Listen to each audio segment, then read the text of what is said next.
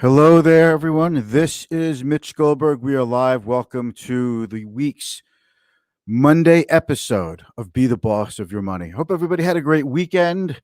Hope everybody had a chance to get outside. If you are living in the Northeast, I hope you have your power back and everybody is okay with you. We had a horrendous storm, not Azasi. It's like a sai. Okay, right. Is that it? It's like I'm thinking of the bowl, with the blue stuff.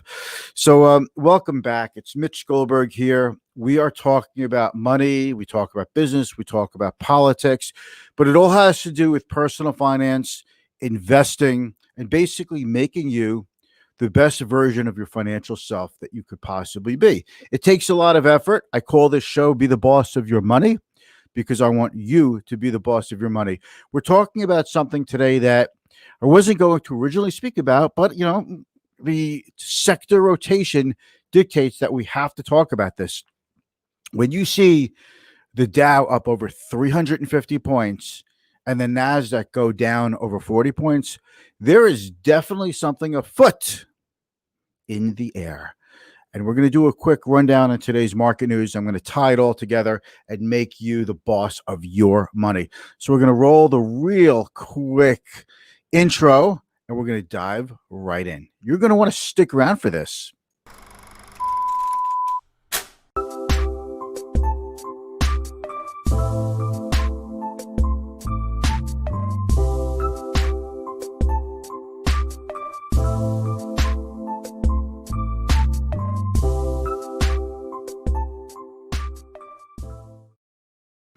And we are back. I love hosting my own show. Be the boss of your money. I'm giving you guys updates in the market and putting it together with perspective.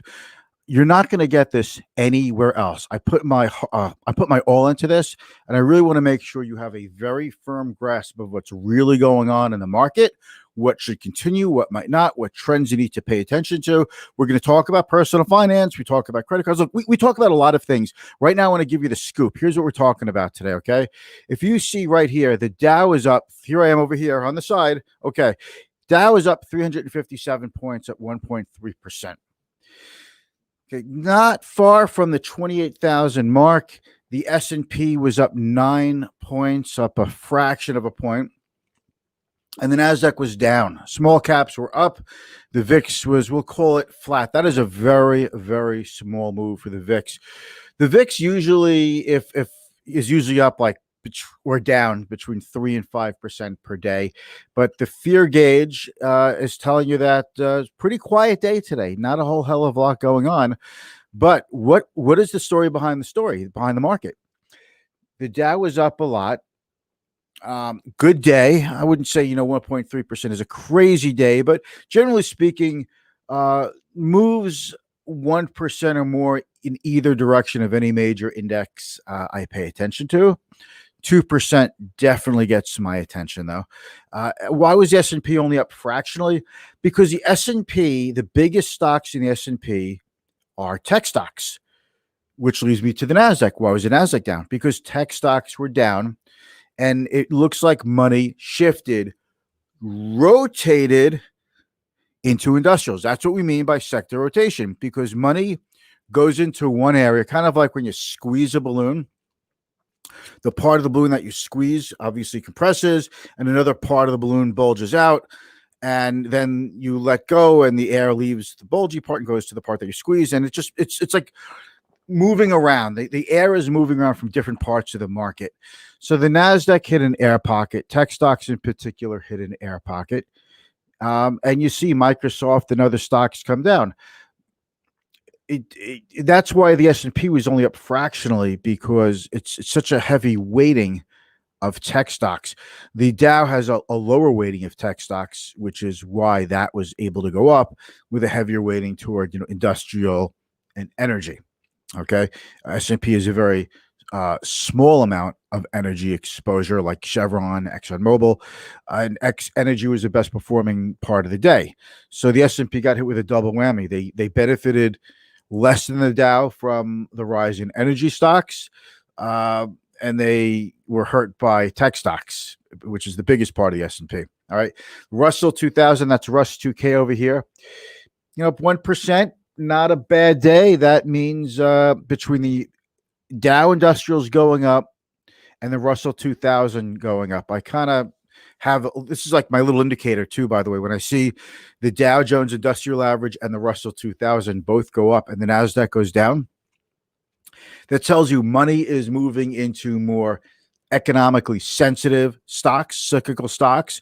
And it's kind of talks to the economic recovery story, because even though there's been a rapid rise and a dramatic rise in COVID cases around the country, and some phases of reopening have either been halted or rolled back a little bit, but by and large, most of the country is getting on with life and they're opening up. And the TSA today announced that people are flying a lot more. There's a pretty big jump in that number, and it looks like the airline sector is about to get a big, another bailout. Even though they spent close to $40 billion on stock buybacks, and they've already gotten close to $40 billion in aid, they're going to get even more aid. But they are an essential business in the economy. So let's go on. The S&P 500, which is an index. You cannot invest directly into an index, but you could certainly invest in a security that mimics or tracks an index. Okay. By the way, if you're watching out there live, I would welcome your questions in the comments. I would welcome your words of wisdom and encouragement are always appreciated. Speaking of words of wisdom, hello, Michael. Thank you very much. Love your show, Mitchell Goldberg. Dude, that makes me very happy, and I'm sure you know that when you produce content, it's a big deal to get some positive feedback once in a while. So thank you very much, Michael. I really appreciate that very much. Thank you. The S&P 500 is less than 1% away from its all-time high. I mean, it's literally a good open in the morning, and it'll hit its all-time high. Who would have thought that 4 or 5 months ago we would be setting new highs in the S&P 500 in 2020? That is something. And what I've been talking about here, I'm just going to do a little recap. I said on March 23rd was the low. So in my episode of March 24th, I said that yesterday was the low. With the government coming in, they're going to take over the economy, the Fed, stimulus, low interest rates. So we saw the bottom. And I continue to believe that. And we talked about a V-shaped recovery and why the markets could hold up. This is more about the stock market holding up and the NASDAQ hitting new highs was more about market mechanics, because the biggest companies have the biggest impact in the S&P 500 and the NASDAQ. So they were also the companies that were most well suited for a work from home, stay at home environment.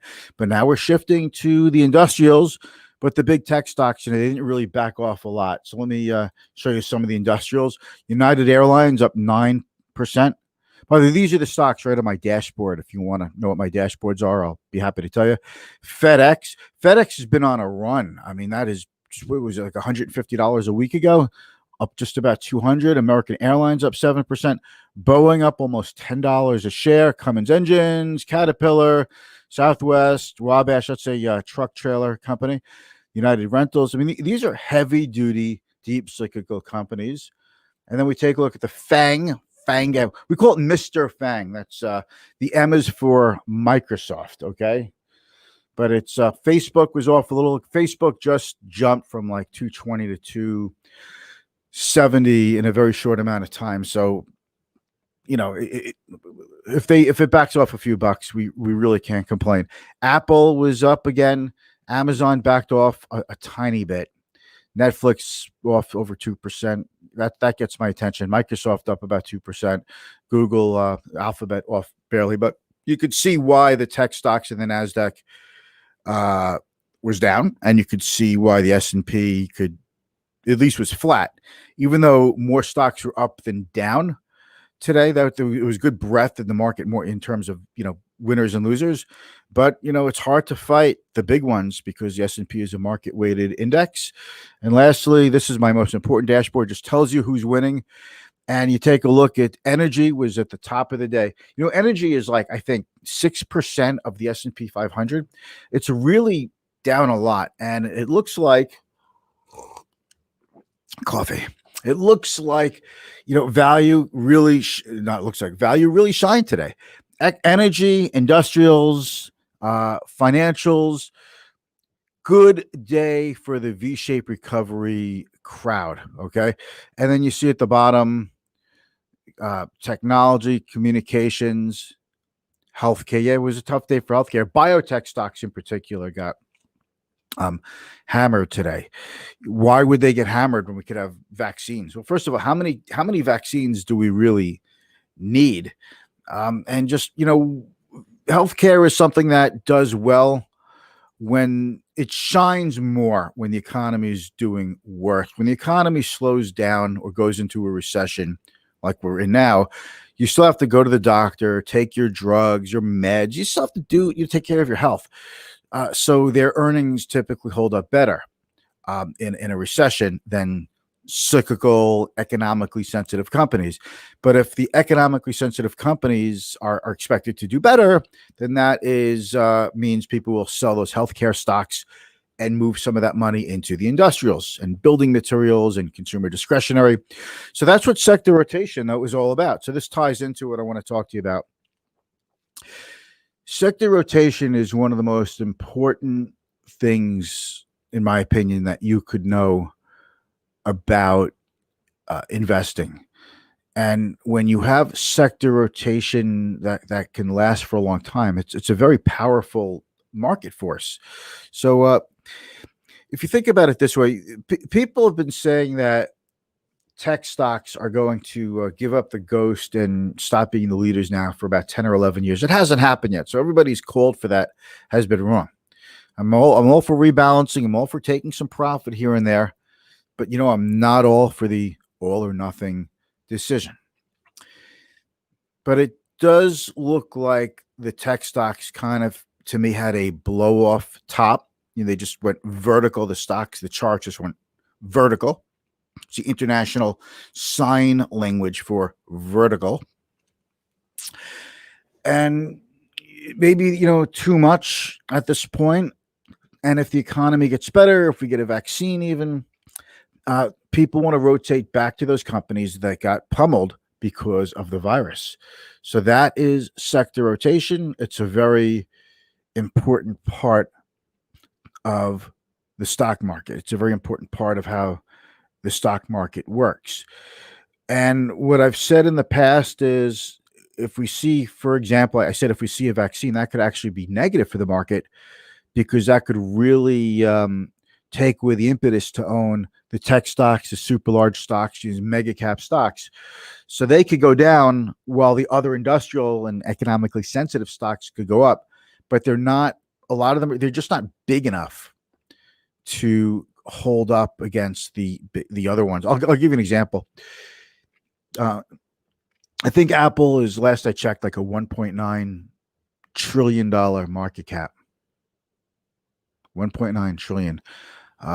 Microsoft, Alphabet, and Amazon are all over $1 trillion valuation too. Lockheed Martin, which is the biggest defense contractor in the world, major industrial company, the market cap on that company is only 100 billion. So it's like it's 5% the size of Apple, just to put it in perspective of how big some of these mega cap tech stocks are. All right. And I want to talk to you about one more thing, and this is something a little bit unrelated, but we have some time. I try to keep these shows limited to 20 minutes. So sector rotation is not really something that's hard to grasp. It just means that so much money has gone so aggressive into tech stocks. And to finally see a lot of the tech stocks like Salesforce.com is another one, Microsoft, to finally see these companies back off and see the money go elsewhere. I actually think it's healthy for the market. Now, if you're someone who just chased tech stocks, you decide, I've got to buy Apple because it's going to split 4 for 1. If you did that, you may be kicking yourself because now you realize, well, stocks don't go up because of stock splits. stocks go up because of earnings and revenue momentum that exceed expectations. And then when a stock goes to a certain level, there's a lot of enthusiasm behind the stock, a lot of earnings power, earnings momentum behind the stock. The company could announce a split. But the split doesn't come first and then the earnings momentum. It's the earnings momentum first. And the stock split is just a symptom of the earnings momentum that pushed the stock to new highs, to very high prices. I don't think stock splits are that big of a deal. And to understand that, you have to understand fractional trading today. So you have apps like Robinhood, and everyone copied them. If you could go to E-Trade, TD Ameritrade, everyone, and this is global. There are online trading companies all over the world, in India, Korea, all over Europe, Japan, wherever you go. And you can buy fractional shares. So I wrote a piece called over the weekend. I write a piece every Friday, The Surge Behind the Surge. And the surge behind the surge means that to understand one of the things that's pushing this market up are the retail traders, because the retail traders are back in force to the extent that I haven't seen, that none of us have seen since the late 90s.